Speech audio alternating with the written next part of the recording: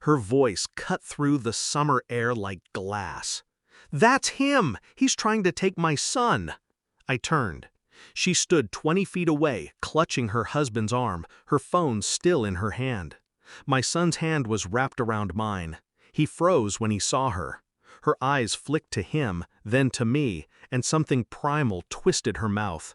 The parking lot felt too open, too bright. Every sound muted except the pounding in my chest. I didn't run, I didn't speak, I just stood there, letting her words hang like smoke. The siren came faster than I expected. A police cruiser swerved in, and the officer stepped out. A woman, sunglasses hiding her eyes. But the way she moved, measured, deliberate, pulled my attention. Her gaze shifted from my ex-wife to me, and in that 1 second, her jaw tightened. She knew. I saw it before she even said my name. 6 years earlier, a courtroom had been my cage. Her lawyer painted me in colors I didn't recognize. Cold, unfit, unable to perform. The word impotent had been dropped in a half-whisper, but loud enough to ripple through the gallery. She didn't flinch. She wanted the reaction. She wanted my humiliation to be part of the public record. I'd sat still. No denial, no argument. The judge looked bored. My attorney looked at his notes. She took the house, she took the car, she took my reputation, and left me with the echo of her laughter in the hallway. I didn't fight for custody. Not because I didn't want my son, but because the fight was already rigged. She'd poisoned the well. I wouldn't win. And so, I became the ghost father. The occasional call, the carefully timed visits when she allowed. Until 2 years later, a letter from her. A mistake, wrong envelope. Inside, pictures. A boy with my eyes, my exact posture, and her new husband. Birthday cake candles in the background, 6 on top. The math didn't add. I didn't confront her. Instead, I learned patience. DNA tests require only a hair. The boy was careless with his hat when I saw him the next time. A small tug, a single strand caught between my fingers.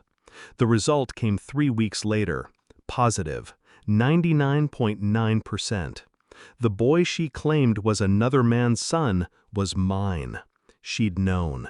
She'd lied under oath, spun the story that I couldn't father a child, made me believe it. She needed me gone. I traced her moves, bank statements, social media patterns, the old phone number she thought I'd forgotten.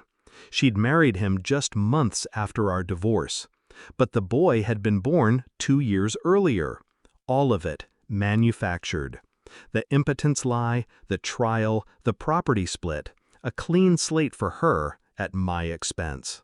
I kept it quiet, not out of mercy, out of design. If revenge comes too soon, it feels like anger. Wait long enough, and it feels like justice. The next time she saw me was by accident, a coffee shop in a strip mall. She walked in with him, the man she'd chosen over me. I was at the counter, reading. I didn't turn, but I felt her pause behind me. Her husband didn't know me. He smiled politely when our eyes met. I set my book down and slid an envelope across the counter. For you. She didn't take it at first, but curiosity has a way of overpowering fear. She opened it. Her hand trembled. DNA results. Pictures. A printed timeline with dates and birth records. She looked up. You? I didn't answer. I didn't need to. Her husband leaned over, scanning the page. His expression shifted from confusion to calculation to rage. I left before either could speak. And now, here we were, 6 years gone. My son's fingers curled tighter around mine. The policewoman stopped between us. "Sir, can I have your name?" she asked. I gave it. Calm, steady. Her gaze cut to my ex-wife. "Is this the man you're reporting?" "Yes, he's trying to—" The officer took off her sunglasses, and the look she gave my ex-wife was surgical.